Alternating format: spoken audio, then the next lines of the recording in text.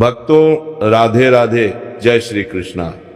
भक्तों आप सभी लोग जानते हैं कि 2 जनवरी 2026 यानी शुक्रवार को पड़ रही है पौष महीने की चतुर्दशी तिथि, और यह साल की पहली चतुर्दशी तिथि है जो बहुत ही खास है। और भक्तों ये वह तिथि है जो पौष मास में पड़ने वाली सबसे बड़ी तिथि है, क्योंकि ये शुक्रवार के दिन पड़ रही है और इसका बहुत ही बड़ा और विशेष महत्व होता है। पूज्य पंडितों और गुरुओं ने कहा है कि अगर कभी भी मौका लग जाए और पौष महीने की चतुर्दशी तिथि शुक्रवार को पड़ जाए तो आप लोगों को 2 लौंग का उपाय तो अवश्य ही करना चाहिए।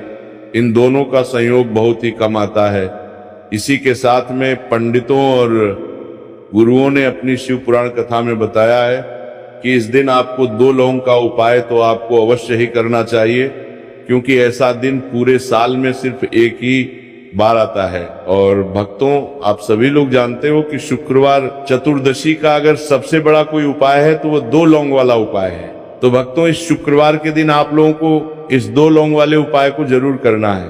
बहुत सारे लोग होंगे जिन लोगों ने इस उपाय को ना किया हो, मतलब पूरा साल निकल गया, उन्होंने किसी भी दिन इस लौंग वाले उपाय को ना किया हो। पर भक्तों आपके पास एक आखिरी मौका बचा हुआ है जो कि 2 जनवरी के दिन है। तो इस दिन आप लोगों को इस वाले उपाय को जरूर कर लेना है। भले ही आपने पूरे महीने भर इस उपाय को ना किया हो, पर अगर आपने इस पौष महीने की चतुर्दशी तिथि के दिन अगर इस वाले उपाय को कर लिया तो आपको इस उपाय को करने का वह फल मिलेगा जिसकी आपने कभी कल्पना भी नहीं करी होगी। इसीलिए आप लोग इस वाले उपाय को एक बार जरूर कर लेना है, ताकि आप लोगों के हाथ से मौका ना जा सके और आपको इस उपाय को करने का फल मिल सके। भक्तों ये उपाय पंडित जी ने अपनी अभी की ही श्री शिव महापुराण की कथा में बताया है, जिस उपाय को आज हम आपको बहुत अच्छे से समझाने वाले हैं। इस वीडियो को देखने के बाद इस उपाय को समझने के लिए आपको कोई और वीडियो को देखने की जरूरत नहीं पड़ेगी। तो चलिए भक्तों उपाय को शुरू करते हैं। देखिए ये इस पौष महीने के शुक्रवार चतुर्दशी के दिन ये इतना खास होता है, इतना महत्वपूर्ण होता है। देखा गया है कभी कभी बड़े बड़े पूजा पाठ अनुष्ठान से जो मनोकामना पूर्ण नहीं होते, पौष महीने के शुक्रवार के दिन एक छोटे से उपाय करने से ही आपकी मनोकामना पूर्ण हो जाती है। और बहुत सारे लोगों ने इस उपाय को किया भी है और उनको इस उपाय को करने का फल भी जरूर मिला है। अगर आप लोग भी इस उपाय को करना चाहते हैं तो आप इस उपाय को पहले अच्छे से समझ लेना, सुन लेना, उसके बाद करना। आपको इस उपाय का फल जरूर मिलेगा और इस उपाय को कर लेने से आपके घर में चाहे किसी भी प्रकार की दुख और समस्या क्यों ना चल रही हो, आपको उसका कारण भी नहीं पता है कि भाई ये समस्या किस कारण से चल रही है, उसका कुछ भी कारण हो सकता है। जैसे पितृदोष हो सकता है या किसी भी तरह का मंगल दोष भी हो सकता है। तो इस दिन आप लोगों को ये वाला उपाय कर लेना है। ये एक ऐसा उपाय है जिस उपाय को अगर किसी विशेष दिन पर किया जाए तो भाई उस विशेष दिन का जो है वह तो हमें मिलता ही मिलता है, पर हमने उस दिन पर इस उपाय को किया है तो हमें उससे भी बड़ा फल मिलता है और फल बहुत जल्दी मिलता है, क्योंकि आप इस उपाय को बहुत ही बड़े और विशेष दिन पर कर रहे हो। तो चलिए अब उपाय के बारे में बात करते हैं, लेकिन उससे पहले आप लोगों को ये जानना आवश्यक है कि आखिर ये उपाय किस समय करना है, किसको करना है और कैसे करना है। तो चलिए हम आगे आपको वीडियो में एक एक करके बता देते हैं, लेकिन उससे पहले अगर आप लोग हमारे चैनल पर पहली बार आए हैं या फिर मेरी आवाज आज पहली बार सुन रहे हैं तो हमारे चैनल को सब्सक्राइब जरूर कर लेना और इसको काम वीडियो को लाइक करके कमेंट बॉक्स में श्री शिवाय नमस्तुभ्यम ओम नमः शिवाय जरूर टाइप कर देना। तो भक्तों इस 2 लौंग वाले उपाय को हमें इस शुक्रवार चतुर्दशी के दिन कैसे करना है, किसको करना है, किस समय करना है और कहां पर करना है, ये सारे सवालों के जवाब आपको इस वीडियो में मिल जाएंगे। और जो ये वीडियो देखेगा भाई उसको 2 लौंग वाला उपाय जरूर करना चाहिए, क्योंकि इस दिन लौंग का भी बहुत ही बड़ा और विशेष महत्व होता है। और जब बात आ जाए 2 लौंग की तो ये सोने सुहागा वाली बात हो जाती है। और ये एक बहुत ही बड़ा उपाय हो जाता है इस शुक्रवार चतुर्दशी तिथि का। तो अब भक्तों, इस 2 लौंग वाले उपाय को आखिर करना किसको है? सबसे पहले हम लोग वो बात जान लेते हैं। तो देखो, घर की जो बड़ी माताएं बहनें होती हैं, उन माताओं बहनों में से कोई भी एक बड़ी माता बहन इस वाले उपाय को कर सकती है। और भक्तों, अगर आप चाहे तो अपने घर में से सभी सदस्यों को भी इस उपाय को करवा सकते हैं। अगर किसी व्यक्ति की खुद की कोई मनोकामना है, खुद को की कोई दुख और परेशानी है जो कि वो अपने लिए ही करना चाहता है, इस वाले उपाय को तो वो खुद अपने लिए भी कर सकता है। बाकी अगर कोई घर में से ऐसा है जो कि अपने पूरे घर परिवार की सुख और शांति के लिए ये वाला उपाय करना चाहता है, तो भाई वो भी कर सकता है, उसमें भी कोई दिक्कत वाली बात नहीं है। कहने का मतलब यह है कि इस उपाय को हर एक सदस्य भी कर सकता है और पूरे घर परिवार के सदस्य के लिए घर की बड़ी माताओं बहनों में से कोई एक माता बहन भी कर सकती है। माताएं बहनें अगर घर में उपस्थित ना हो या वह ये वाला उपाय ना कर पा रही हो, तो फिर घर का कोई बड़ा सदस्य भी इस 2 लौंग वाले उपाय को कर सकता है, चाहे फिर वह पुरुष ही क्यों ना हो, उसमें कोई भी दिक्कत वाली बात नहीं है। अब भक्तों, इस लौंग वाले उपाय को हमें करना कहां पर है? देखो, हमें शिवलिंग के पास में जाकर करना है। बहुत सारे लोग प्रश्न करते हैं, हर एक उपाय को करते समय क्या हम इस उपाय को घर पर या मंदिर में कर सकते हैं? देखो, तो इस वाले उपाय को आप मंदिर में करोगे तो अच्छा रहेगा, घर पर नहीं करना इस वाले उपाय को। उसके बाद में भक्तों, जो अगला प्रश्न निकल कर आता है वो ये आता है इस उपाय को लेकर कि आखिर इस उपाय को हमें किस समय करना है, सुबह के समय करना है कि शाम के समय करना है? तो देखो, इस वाले उपाय को आप लोग सुबह के समय भी कर सकते हो और शाम के समय प्रदोष काल में भी करना है सकते हो। अब अगर आप पूछो कि भाई साहब, सबसे उत्तम समय कौन सा रहेगा इस 2 लौंग वाले उपाय को करने का, तो हम आपसे बस यही कहेंगे कि इस उपाय को आप शाम के समय करेंगे तो ज्यादा बेहतर होगा। बाकी अगर सुबह के समय भी करेंगे तो भी अच्छा होगा, उसमें कोई भी दिक्कत वाली बात नहीं। तो अब भक्तों, जो अगली सबसे बड़ी और महत्वपूर्ण बात आती है वो ये आती है कि सुबह अगर हम उपाय को करेंगे तो हमें कितने बजे से लेकर कितने बजे तक के बीच में करना है, और शाम के समय प्रदोष काल में करेंगे तो हमें कितने बजे से लेकर कितने बजे के बीच में करना है। तो देखो, सुबह जितनी जल्दी हो सके आप उपाय को करने की कोशिश करना। बाकी अगर किसी कारणवश लेट भी हो जाओ, थोड़ी देर भी हो जाए, तो 10 या 11 बजे तक भी आप उपाय कर लेना, पर 12 बजे से ज्यादा देरी ना हो, ठीक है? इस बात का ध्यान रखना। उसके बाद में भक्तों, अगर शाम के समय प्रदोष काल की बात करें, प्रदोष काल का जो समय होता है वो शाम के 6 बजे से शुरू हो जाता है। मतलब शाम के 6 बजे से लेकर 7 बजे के बीच का जो समय होता है, ये समय प्रदोष काल का समय होता है। पर अभी जो मौसम चल रहा है, इस मौसम में जो है शाम बहुत देरी से होती है, तो आप इस उपाय को 7 या 8 बजे के बीच में भी कर सकते हो। मतलब शाम के 6 बजे से रात 8 बजे के बीच में आप कभी भी इस वाले उपाय को कर सकते हो, उसमें कोई भी दिक्कत वाली बात नहीं है। परंतु शुक्रवार के दिन कोशिश करना कि समय के अंतर्गत ही कर लो, किसी कारणवश ना कर पाओ तो थोड़ा देरी से भी कर सकते हो, आपको उपाय का फल जरूर मिलेगा।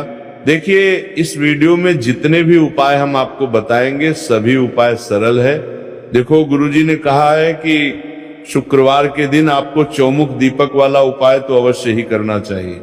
वीडियो के अंतिम में आपको उपाय बताया जो आपको करना है। देखो, आगे बढ़ने से पहले वीडियो को एक लाइक जरूर करें। देखो, सबसे पहला उपाय, यदि आपके जीवन में कर्जा बहुत अधिक है, आपके जीवन में संकट बहुत अधिक रहते हैं, आपके ऊपर बहुत अधिक विपदा आ रही है, बार बार आपको अपने व्यापार में और अपने धन में हानि देखने को मिल रही है, यानी कि आपको प्रत्येक कार्य में हानि हो रही है, तो आपको ये उपाय करना चाहिए। देखिए, इस उपाय के लिए आपको मात्र 1 लौंग का जोड़ा लेना है, यानी कि 2 फूल वाली लौंग लेनी है। साथ में आपको मात्र थोड़ा सा शहद ले लेना होगा और इसी के साथ में आपको तांबे के पात्र के अंदर शुद्ध जल लेना होगा। अब देखिए, इन सभी सामग्रियों को लेकर के आपको भगवान शिव के मंदिर में पहुंच जाना है। देखिए, ये उपाय आप सुबह से लेकर शाम तक कर सकते हैं। तो सबसे पहले तो आपके पास जो 2 फूल वाली लौंग है, उन्हें आपको शहद के अंदर अच्छे से डूबना है, यानी कि दोनों लौंग पर आपको अच्छे से शहद का लेपन कर देना है। अब आपको जो आपके पास एक लोटा जल है, सबसे पहले तो उसे शिवलिंग पर धीरे धीरे समर्पित करना है और श्री शिवाय नमस्तुभयम इस मंत्र का जाप करते हुए समर्पित कर देना है।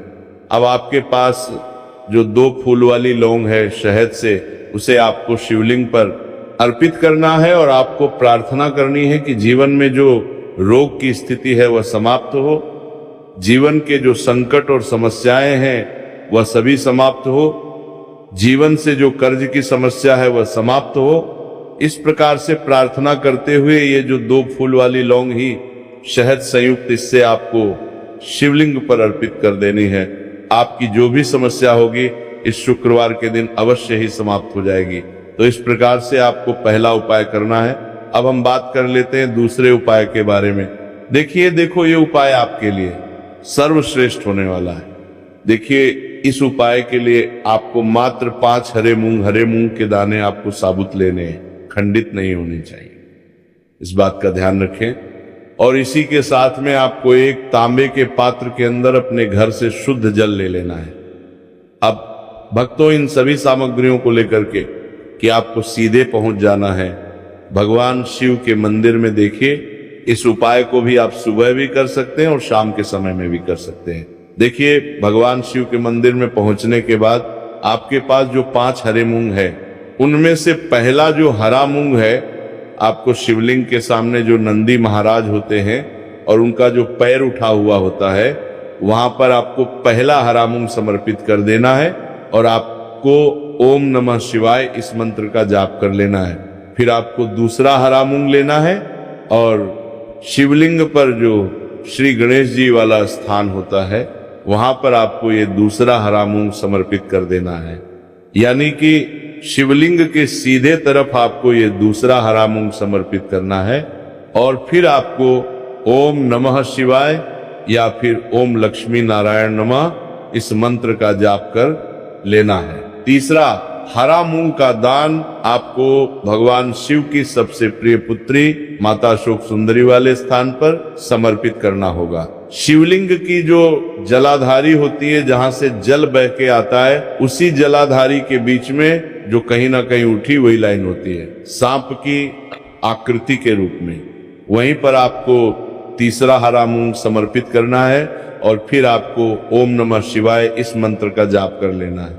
अब भक्तों, चौथा जो हरा मूंग है उसे आपको भगवान कार्तिकेय जी का जो स्थान होता है शिवलिंग पर, वहां पर आपको ये चौथा हरा मूंग का दाना समर्पित कर देना है और आपको ओम नमः शिवाय इस मंत्र का जाप कर लेना है। अब भक्तों, आपके पास जो 5वां और अंतिम हरा मूंग बचा हुआ है, उसे जल के पात्र के अंदर डाल देना है और इस हरे मूंग से युक्त जल से आपको भगवान शिव के शिवलिंग का अभिषेक कर देना है। जल आपको बिल्कुल धीरे धीरे समर्पित करते जाना है और लगातार आपको शिव महापुराण के मूल मंत्र श्री शिवाय नमस्तुभयम इस मंत्र का जाप करते रहना है। फिर आपको शिवलिंग का अभिलाप रहें के सामने बैठकर, यदि आप अपने बच्चों के लिए ये उपाय कर रहे हैं, यदि आप अपने बच्चों की बुद्धि ज्ञान और विवेक के लिए उपाय कर रहे हैं, तो उसके लिए आपको प्रार्थना कर लेनी है। या फिर व्यापार में वृद्धि करने के लिए उपाय कर रहे हैं तो उसकी कामना करते हुए आपको प्रार्थना कर लेनी है। या फिर अपनी नौकरी के लिए कर रहे हैं, या फिर अपने इंटरव्यू के लिए, या फिर धन की प्राप्ति के लिए कर रहे हैं, जिस भी कामना के लिए आप उपाय कर रहे हैं उसे परिपूर्ण करने के लिए आपको महादेव से प्रार्थना कर लेनी है और फिर आपको वापस अपने घर आ जाना है। पूज्य गुरुजी ने कहा है कि जो भी व्यक्ति इस उपाय को कर लेता है तो यकीन मानिए आपके जीवन की जो सारे संकट, कष्ट और बाधाएं हैं वह सभी समाप्त होंगे। अब हम बात करते हैं अगले उपाय की। इस उपाय के लिए आपको एक दीपक लेना है दीपक आप मिट्टी का भी ले सकते हैं और शुद्ध आटा मढ़कर उसका दीपक भी आप तैयार कर सकते हैं। दीपक के अंदर गोल बाती का प्रयोग करना है और दीपक के अंदर आपको शुद्ध घी का प्रयोग करना है। इसी के साथ में आपको मात्र एक फूल वाली लौंग लेनी होगी। अब एक दीपक और एक फूल वाली लौंग लेकर के सीधा आपको पहुंचना होगा बरगद के वृक्ष के। वहां पर देखिए, सबसे पहले तो आपके पास जो एक फूल वाली लौंग है उससे आपको बरगद के वृक्ष की जड़ में समर्पित करना है। देखिए, अगर आपके जीवन में कोई भी बड़ा संकट आने वाला है, कोई भी बड़ा कष्ट आने वाला है, तो वह इस उपाय के माध्यम से दूर होने वाला है। महादेव की विशेष कृपा है कि जो भी संकट आपके जीवन में आने वाला होगा वह भी दूर हो जाएगा।